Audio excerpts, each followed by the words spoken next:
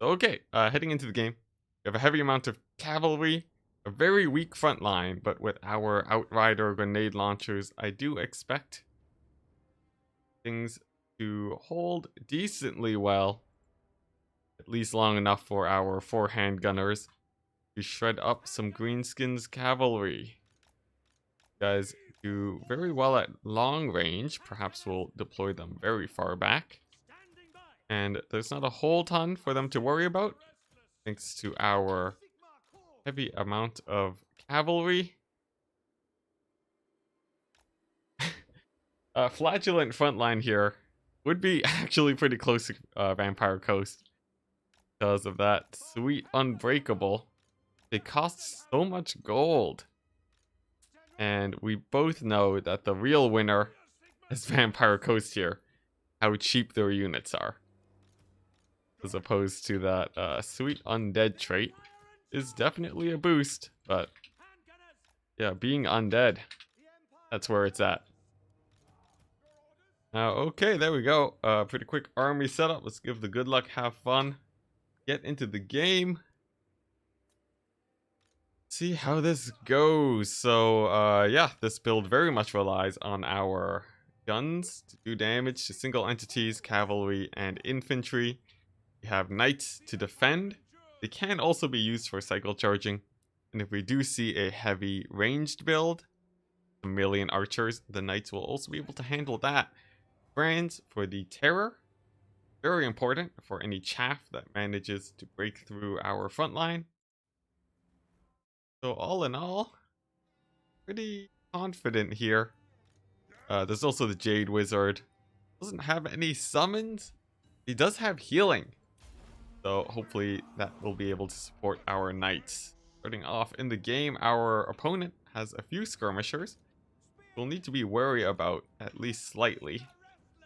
We'll defend against them by moving up our handguns and pulling back all the units that do not want to get skirmished. Looking at his infantry core, the Orc big guns, pretty strong infantry, but not too much of a problem when we have our handguns doing this much damage. Our Outriders take some archer fire. We didn't lose many models though, so I'm willing to heal them up there. Look at that, some Greenskins cavalry. That seems like that's the rest of the Greenskins force here. So nice. He's moving in with Night Goblins. We do not want to get hit by Fanatics. I'm going to pull back our spear line just a tiny bit more. A little bit risky though, since we not want to run into... Oh dear, our Knights got caught. We're pulling back our spearmen. And freaking, we're getting even more lag. Oh my gosh. Yeah, I might have to end this out early. And it looks like our opponent trying to snipe out Franz. That's not the best situation there. Don't have any knights nearby to really support him. And our right flank getting overwhelmed a tiny bit. Got to proc our buffs on Franz. That should keep him alive a wee bit better. Now we have our knights pulling back from the left flank to move in and support at this point. Debuff on Franz should be gone. That snare can pull him out of there. And looking a little bit sketchy. Oh, there are Fanatics coming in. But I do see a possible opportunity where Franz can snipe some lords here. Send in our cavalry to support. And continue to try to shut down that greenskin cavalry advance onto our handgunners. Franz putting in the good damage on Wurzag, but he is getting surrounded a tiny bit. We'll have to pull him out. And so far, like, our front line is collapsing rather quickly. However, it is just a bunch of greenskins. And given enough killing on their lord, I do expect them to rout. Now our grenade launchers are now getting shut down. A little bit of a lapse of micro there. I think I would have rather the grenade launchers lived than having my handguns get hit. France is taking a huge beating now. Let's throw down a regrowth. It turns out I forgot about my healing. Big oopsie from me. Let's pull back some cavalry. How's Franz doing? He is getting healed up at this point. But it's looking rough. It's looking rough. I think a huge misuse of that magic could very well cost me the game here. Do we have some returning Greenskins cavalry? But we have some returning handgunners. Oh, never mind. They have broken once again. Goblins.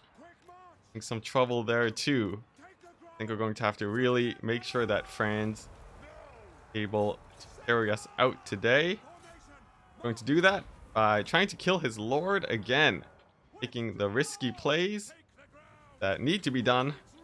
Try and get a comeback. It does snare Franz. But that is why I have this cavalry support.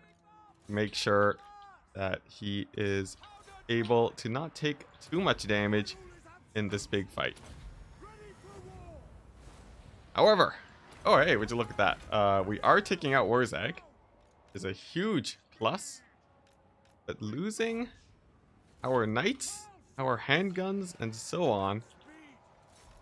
Also continuing to get a little bit of stuttering here. Okay, goblins continuing to chase off my units. Not a fan of that for sure. But we do still have a cavalry force. I think we should really focus on keeping those guys alive for sure. Along with our Jade Wizard, who have quite a bit of Winds of Magic left. Here it looks like our handguns will indeed get chased off though. And whoa, what are these cavalry guys doing?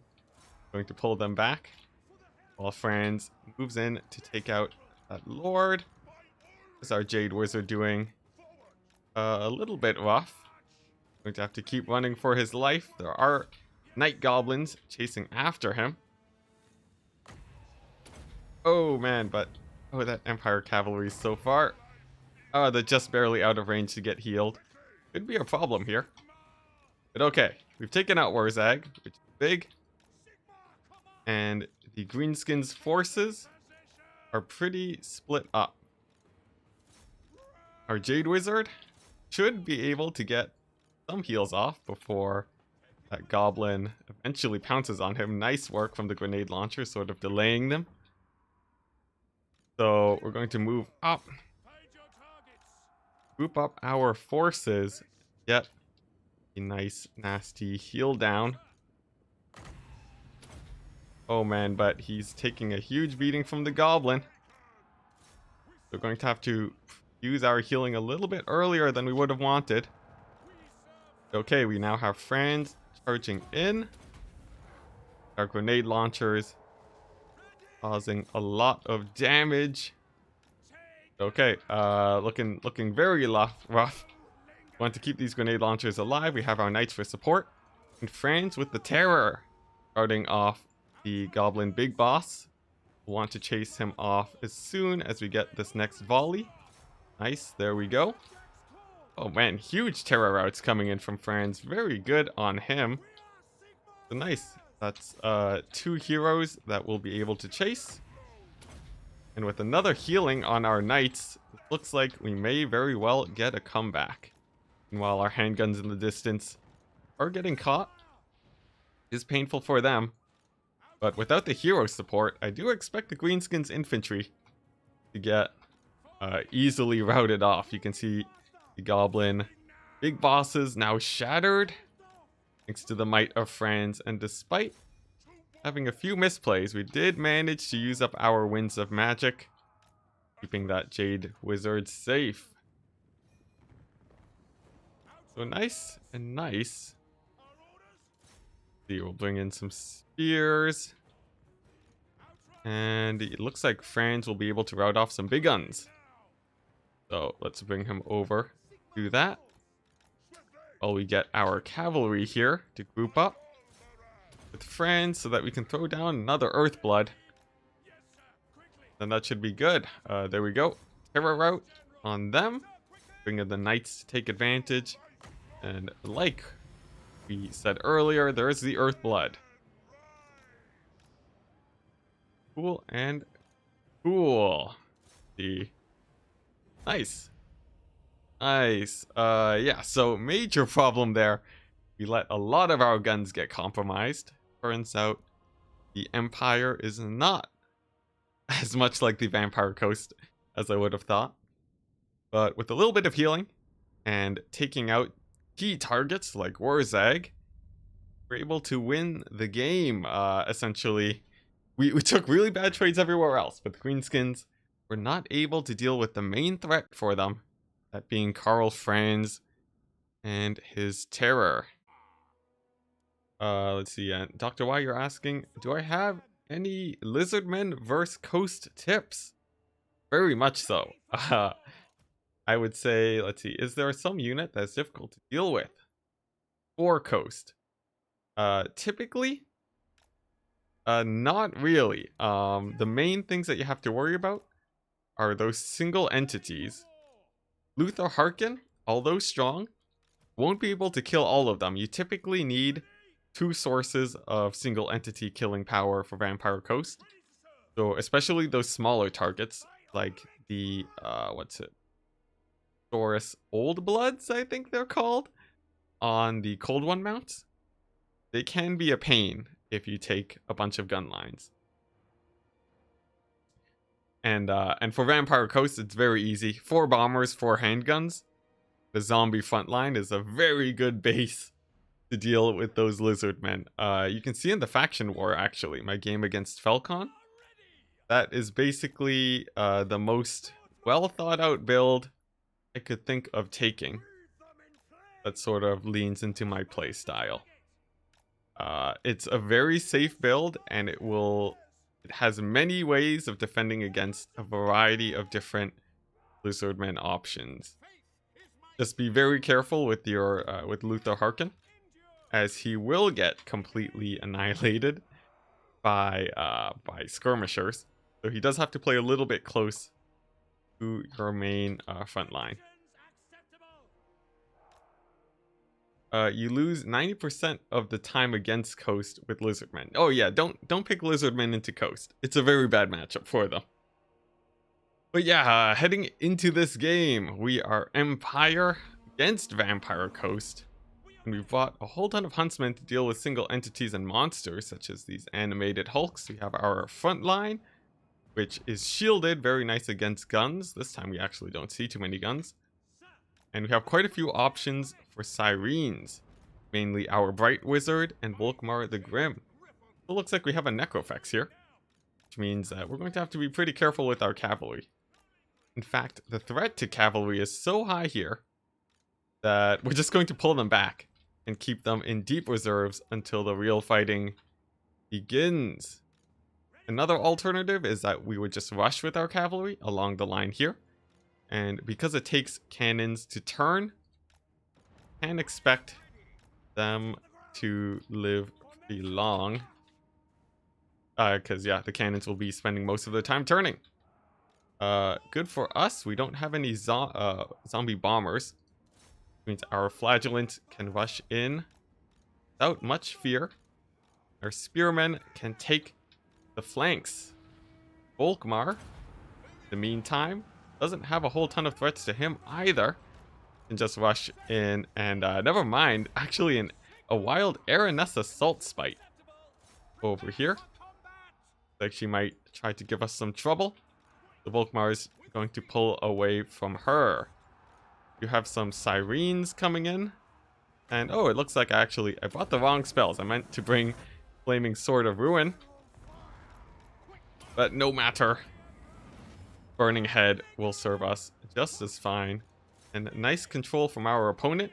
Pushing past with the Sirens means that they will be able to jump on top of our Huntsmen. And we're going to have to pull them back.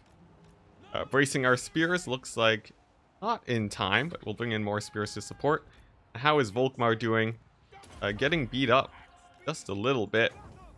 Going to pop in some more buffs and try to pull him away. Let's see, it looks like those animated Hulks doing some good cavalry defense. They are now getting caught up, and Volkmar finally free. will be able to help deal with those sirens that have been plaguing our back line. We do have some zombie bombers on our right flank too, but we have so many huntsmen that we're not very worried about them. Look, we also fell for the bait, sending our cavalry in on the cannons, thus letting the Vampire Coast player shoot our... Oh geez, Volkmar, get out of there. What's it? Yeah, we jumped on the cannons, which is typically, it's actually a bad idea to jump on the cannons first. Their DPS is relatively low, and you really just let the handguns shoot you to death if you do that. So not exactly a situation you want to be falling into.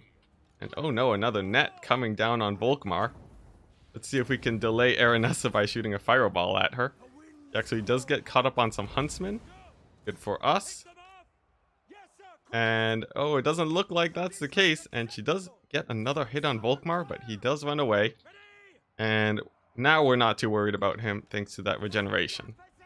Necrofex Colossus is getting some very good shots on the sides of our infantry. And I think we didn't play this very well. We did play it good enough to win out the battle.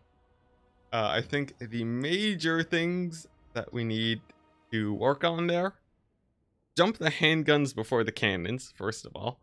They did a whole ton of damage to the Empire Knights, and that was quite a bit of a problem. Our spearman flank to kill the animated hulks, good. But our over-aggressiveness with Volkmar against a character like Aranessa was definitely foolhardy. I would not recommend that. We also brought... we forgot to bring Flaming Sword of Ruin on the Bright Wizard, making it much harder to deal with the sirens. But other than that, I think it was played all right. I would rank it as a very okay game. Is Necrofex a usual pick against Empire? I would say, yeah. Taking Necrofex can be pretty safe. The main problem are cannons from the Empire, but Necrofex, it does pretty well. Anyways, back to the actual topic at hand. We are playing as Tomb Kings against Chaos, a very uncommon matchup due to Chaos being in not the best place in the meta, I would say. We're going to see how this plays out. We have a Casket of Souls to shoot down that elite infantry, something like Chosen. Probably pose a pretty big problem here otherwise. Have our single entity and infantry killing force. These guys won't be able to kill Chosen exactly, but they can deal with the ever so common Chaos Warriors. For Chaff, we're not too worried, as we have our a Chaff frontline of our own, and Kepregard to grind down anything cheaper than 800 gold. So yeah, feeling pretty good. We have our single entity defense too. Let's see how this goes. And okay, let's see. Looks like we have some skirmishers and some demon spew. It looks like a nice, pretty small army actually from the Chaos. I'm going to be shooting infantry instead of horsemen with this Casket of Souls, because we're not too worried about horsemen. These sepulchral stalkers will be able to carry us out in case these guys try to dive our constructs here. So yeah, as long as these stalkers stay alive, I'm not too worried there. As for the infantry front, oh, there actually are some Mirror Guard. Have to be careful about that for sure. I think the Demon Spew Forsaken, maybe one more shot will get them into breaking range when Cetra charges into them. So yeah, oh yeah, they will break for sure. So now we can target the Mirror Guard and just terror out those guys off with our Sphinx. In fact, can they even get terror routed? No, they're immune to psychology. So whoopsie doopsie there. And oh dear, we also have a burning head. Like we managed to dodge it though. And now we just have to worry about these chariots possibly causing problems. They do get a nice charge in, but not before Cetra. Let's have a word with them. Do not want to be fighting Archaon. So backing up from him. And it looks like our Marauder Horseman defense is getting beat up pretty bad. These Stalkers are doing a good job in holding off the Shaggoth, but we very much want them alive. Take care of those Horsemen. We'll pull them back. You know what? We'll give them a little bit of healing. At this point, Demon Spear are very beat up, so I'm feeling that it is about time that we focus on defending our backline with the Sphinx instead, since the backline is getting beat up very badly. Let's see. Meanwhile, Cetra, you can get some healing. Never mind, he can't be healed. Man, it's really weird. I've been able to heal Cetra before with the Necrotex. But now is not the day. So we're going to pull him back again as he is getting beat up very badly. And you know what? Probably popping in some physical resist on him too will be good. But Archaon is on the hunt. And our Sphinx is busy killing off a single horseman. Cetra now taking even more of a beating. Going to bring in our Ushapti summon. Try to distract this this force of horsemen and the Shaggoth. And honestly, this is looking pretty bad. I will say, our Casket of Souls did do okay versus the infantry. But on the single entity front, I'm not feeling nearly as confident. Shaggoth's now getting distracted by those Forkle Stalkers. Means that we actually have an opportunity where we could very well goon out Archaon. So we're going to do that, such as moving in, get the charge in on top of him, using Wrath of Tra, and you know, just playing loads of keep away with him. The Archaon getting eaten up by the Necrotex. We have the Sphinx here to support too. So hopefully they'll be able to take out these single entities, but it's looking tough for sure. Our Casket of Souls now getting some nice damage in, but this looks like the end of Cetra. Can we heal him? Let's see, what if we do this? Yeah, so if we select both Necrotex, you can actually heal Cetra. That is weird. Is that just a bug? He is... Oh, actually, he's not getting healing. Okay, yeah, that is really strange. So if you select both Necrotex and cast Restore on Cetra, it will go off, but Cetra won't actually heal. So don't do that, and you should be good. But anyways, back to the game. Essentially, we've lost the monster duel, or at least it feels like we're losing it. Coming back slightly with this Necro Sphinx, putting some hurting on Archaon and this other Shaggoth. But on the infantry front, we have lost it due to those chariots, and could be pretty hard. Optimus Pine is saying only naked constructs. See, I see. But okay, yeah. Yeah, it looks like that's game. I think our Sphinx was spending way too much time on the infantry line, and it would have done much better if it was helping out Cetra there. So GG, well played from our opponent, and we can move on to the next game. Yeah, a lot of that game. You know, I was way too focused on the infantry, and yeah, got punished for that pretty hard. Also, some nice target prioritization from our opponent. Diving in on Cetra. Worked out well for them. Nice build. Nice. We got a whole ton of cavalry to defend our mobile war wagons. We have our slow to win us that cavalry engagement, along with some healing. Also, Carl Franz. Aside from that, we have a whole bunch of chaff just to hold up the Beastmen infantry a little bit longer, allowing us to cycle charge. And yeah, basically just that, because that's our main way of getting value. So hopefully we'll be able to take out the mobility of Honeynap and then win it out from there. It could be pretty crazy. Beastmen mobility is powerful for sure. Taking a look at him, he went very heavy on the mobility. Wow, with a whole ton of Razorgore, Centaurs with throwing axes, and Hounds. Hounds, not much of a problem with this build. Centaurs with throwing axes, also not a problem thanks to these war wagons. I'm actually feeling pretty good here. With this much spent on his mobility, I'm feeling pretty nice. And specifically mobility meant to counter stuff like huntsmen and handgunners. Not as much war wagons.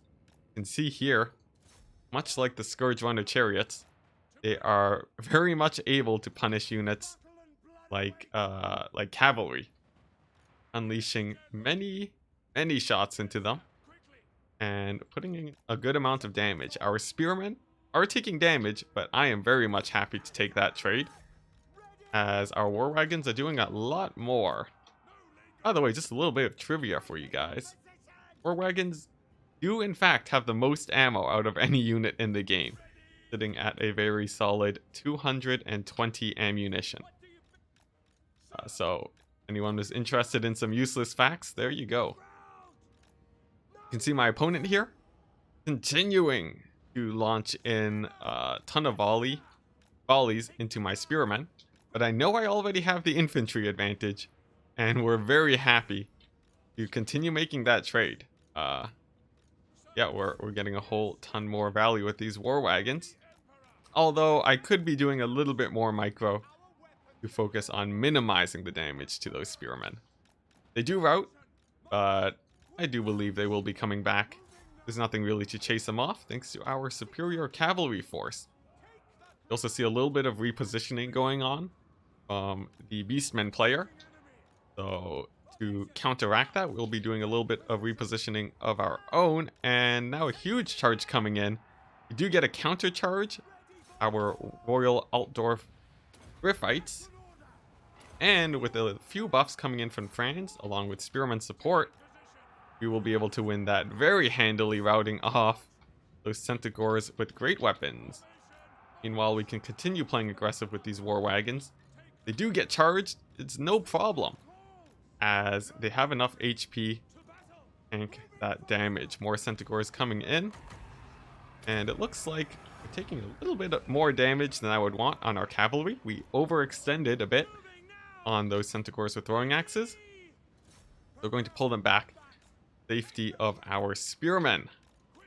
There is a Manticore summon, but Franz, with his crazy amount of damage, and Galmoraz, which we have saved up to this point, will be able to cause it to rampage and soon rout it off with close to no damage taken from Franz. We're going to turn our spears to those Centaurs. We do not brace in time.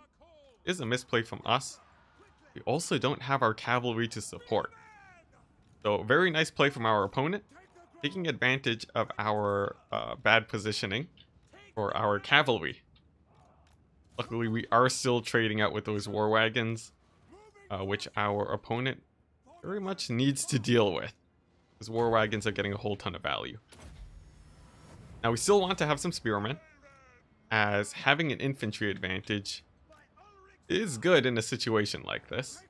The Beastmen are mostly a skirmish force, and the infantry advantage means that they won't really be able to take charges on our cavalry. Repositioning again, the repositioning of our opponent, and this time we're posturing our knights to be able to defend in case any charges go in, while our war wagons once again continue to get their value in on those Centaurs with throwing axes. Which I might add, our opponent does have to be pretty worried. We're trading out ammunition between our skirmishers, and if he runs out of ammo, means that there's not a whole ton that he can do to deal with Franz. A misplay from us, but maybe a bait? No, it's just a misplay. We had our Jade Wizard too far away from our main force. He almost got picked off. You have some cavalry to support, so not a big problem there. And we are getting some hounds charged in, but oh no, a cavalry charge in on our Empire Knights. We'll pull them back to the safety of our spears, and then that should be no problem. Did you take a little bit of damage? And I would say that was a worthwhile trade from our opponent. Also have a Beast Lord coming in from our opponent here, from the Beastmen player. He's going to get surrounded by the Altdorf Griffites. And although a little bit of skirmishing pressure is coming in, it is sort of like chess, where we've had so many layers of defense on this area that if he moves in, he's going to get obliterated on that trade. And we can see that happening now. The Beast Lord taking massive damage. He will soon be routed off. Meanwhile, our spears taking an effective trade versus those Centaur Great Weapons. Of course, infantry do perform well against medium-sized units. So we're happy to take the fight. We just have to be a little bit careful not to get cycle charged down, though. They don't have a ton of support. We'll actually bring in some knights to help them out. Our backline is definitely well defended enough, so happy to bring those knights over. As this is a long skirmishing game, we want to be efficient with our spells and very liberal with our usage of abilities. You can see I've constantly been using Franz's abilities for even pretty minor fights. And that's because our opponent is focusing on the skirmish game. It means that we'll be taking many fights, and efficiency is key. So we can see another engagement here. Very efficient for us since we have Franz in the fight. And another one over here where we're able to charge in with our cavalry. A little bit less efficient since our troops are getting cycle charged here, but having that little bit of support does even it out. As for our war wagons, we can see that they have unloaded every single shot of theirs. Very nice from them, and almost entirely on the cavalry force of our opponent, which of course is super duper efficient. I've said efficient way too many times now. But yeah, taking another good fight here. I think our opponent is running out of assets. Franz is taking a beating from that Manticore. Not the happiest about that. I think having some abilities ready would have helped him out for sure. But it's a trade that we're going to have to take, since trying to run away with Franz could definitely cause us some problems. Now, a huge blob of infantry here for our opponent. This is just nice in general. Cast and an Awakening of the Wood, and it actually does less damage than I would have thought. So maybe we shouldn't have cast that. But moving on, we have the Beast Lord coming in to fight our war wagons. Now that they are out of ammo, we really do want to just be trading their HP to hold off our opponent's units so that we can be taking fights like this. Surrounding the Grey Shaman with our cavalry and getting a maximum value Earthblood on basically the main targets that we want to cast it on. Now there's also the worry that our opponent will have a huge infantry advantage now, and he's just gonna run over our knights with all those spears. I, however, am not as worried about that, since we can bog them down with war wagons and cycle charge with our knights. And honestly, having that cycle charge power should be enough to take them out, especially with the terror that comes in from Franz. So our goal, just continuing to pick off cavalry, and look at that, we didn't even have to fight that infantry as we hit army losses. The GG over there. Yeah, that was actually a very fun game. All about trying to take those minor victories. For the majority of that game, we were taking many minor victories on the cavalry, and by the end of it, paid off enough where we still had a pretty powerful cavalry force. And yeah, and with that much value, we just hit army losses, especially since those lords got picked off. It was going to be a rough time for the Beastmen. So hopefully it works. Have a lot of damage here. 4 Death Glow Bombardiers is very good. They annihilate infantry and cavalry alike, including including single entities. But a major problem is that we might just get overrun by cavalry. Luckily for us, vampire counts will know that this matchup focuses heavily on blob fights from Skaven, which means we could very well see a lot less cavalry from them. Hopefully it goes out well. You can see here our front line very here should hold out pretty well. We'll intersperse our clan rats, warp fire throwers, that after they get a volley off, they'll be able to pull back safely behind those guys. For our secondary line, we Death Globe Bombardiers. I'm going to position them a little bit more in the center. Make sure that they don't get shut down by knights. And for the flanks, I'm going to put in our rattling guns. Now, these guys will very likely get jumped on and sacrificed to with all those knights that will be jumping up on top of them. But that is sort of the intent. These guys are the bait so that the death globes and melt whatever unit jumps on top of them. So hopefully that pays off.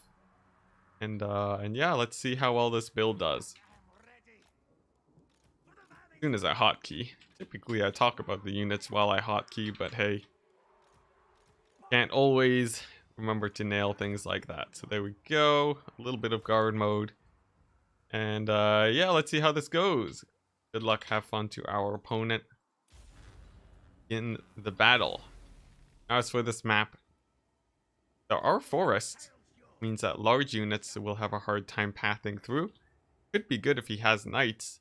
But would you look at that? Our opponent opted for Grave Guard, Skeleton Warriors, and I'm actually not sure where all his money went.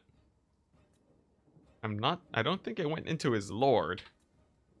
So there's something a little bit suspicious about his build, and there we go. I knew it.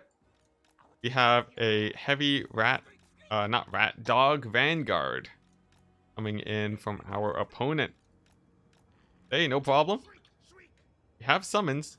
We have Death Glow Bombardiers. You can see they already do a whole ton of damage to those dogs, bringing them down to half HP in seconds.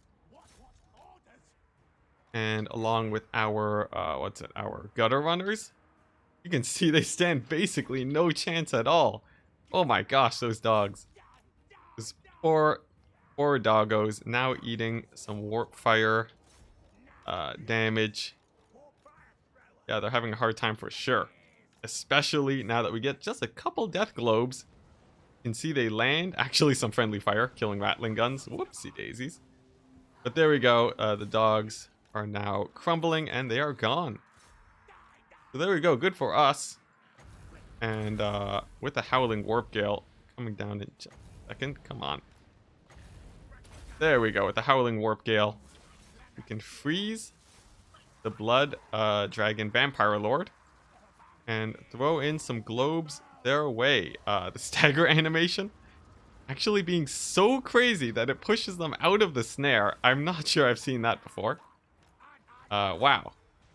Maybe it didn't. Maybe the snare just ran out, but it seriously looked like he staggered out of it.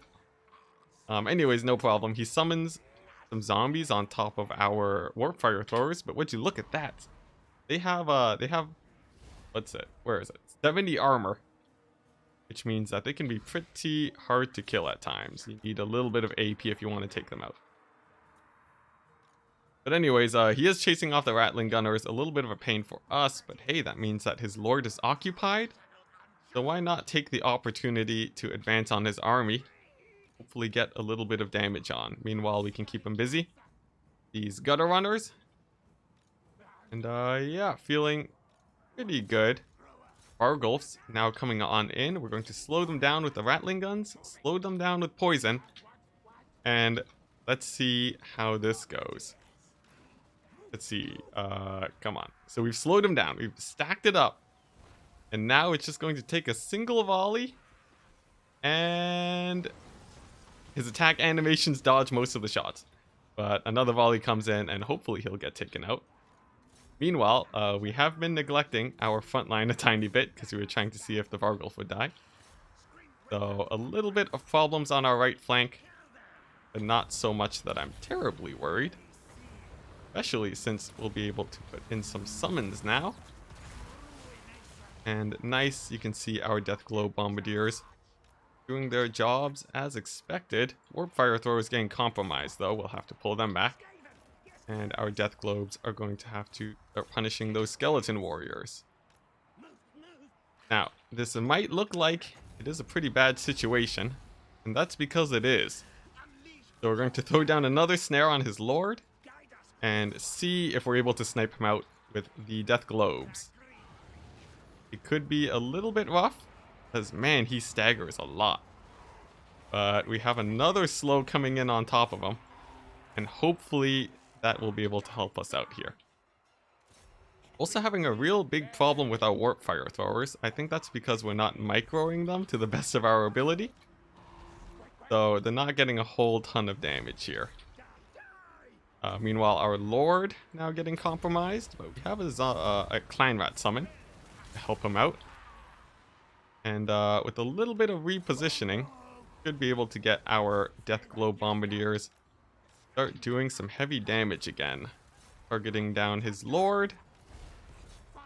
And honestly, it's feeling like those slows really not paying off. The attack animations are still allowing our opponent dodge pretty frequently, but the Lord is getting low. A boon for sure, and he's landed. Oh, but he just barely flies up. It's fine though. Bombardiers still able to throw the shots, and we might actually have a dead Vampire Lord as soon as another volley comes in. Hoping for the best here. It's still going to be pretty hard. There we go. We do take out the Lord. Good boon for us. But our Lord now getting sniped by our Vargulf. Have to be careful. There's also a Banshee in the back line, but boom, surprise, surprise, our Death Globes do magic damage. It just depends if they can hit. And man, do they have a hard time hitting anything. I think their primary goal is probably to focus on infantry. I'll have to remember that for next time. Because as you can see here, we're having a little bit of a hard time dealing with those single entities. Especially if our opponent spends more time dodging. They're not going to do much. So instead, we're going to focus on these Graveguard with the Death Globes. And that should work out much, much better. On Death Globes, focus on those Graveguard. Meanwhile, Banshee is crumbling for us. And Warp Fire Throwers are putting in good damage. Just really though, the single entities here posing a pretty big problem. And you can tell because of the balance of power.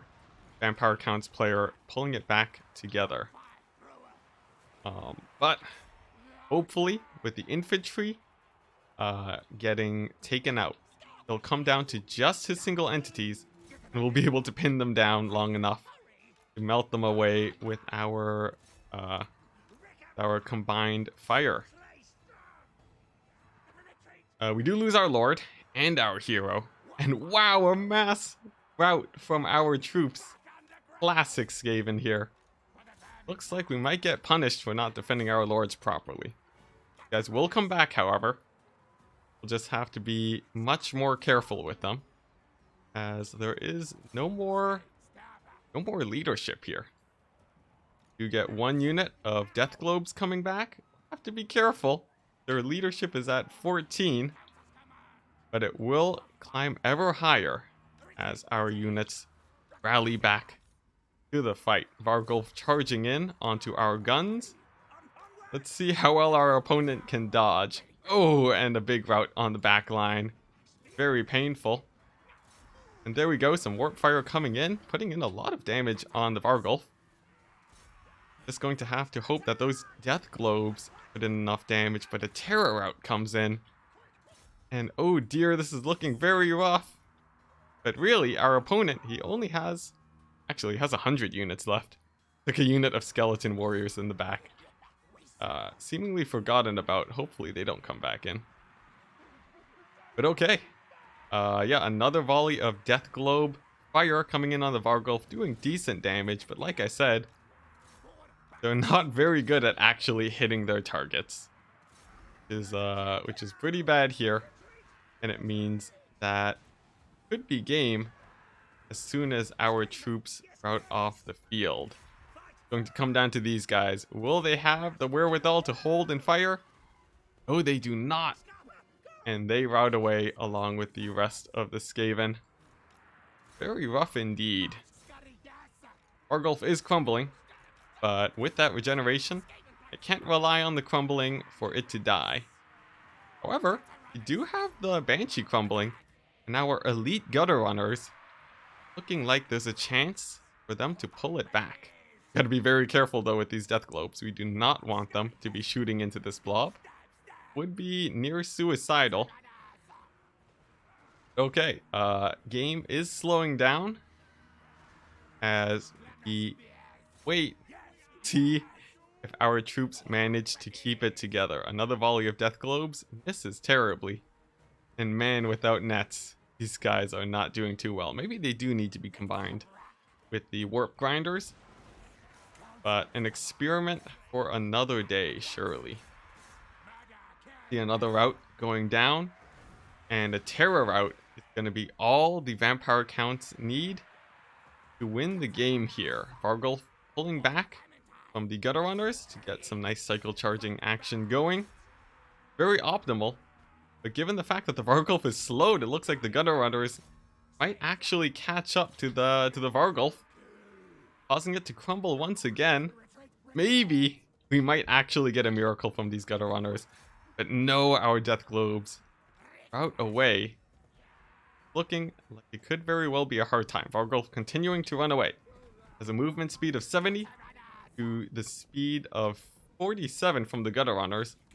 They do have a nice charge speed effect though, which just barely keeps them in pace with that Vargulf. We also have the Banshee slowly crumbling away. Actually not at high leadership. Going to see how well she does, but here we go. Gutter runners do get a charge, but they immediately terror out. That is GG from us. Another Skaven experiment gone pretty wrong. But what is more Skaven than some failed experiments? I think the game went okay, but yeah, we thought that we had single entity killing power. Turns out we did not. You can see these guys not getting a whole ton of damage. The ones that focused infantry did well. But yeah, just nothing to kill those Vargulfs. I really expected better from these guys, but whatever. Live and let learn. Yeah, the leadership disintegrated much faster than those vampire count units. GG. Yeah, terror too much for the Skaven. So okay, there we go. A nice set of games for us today.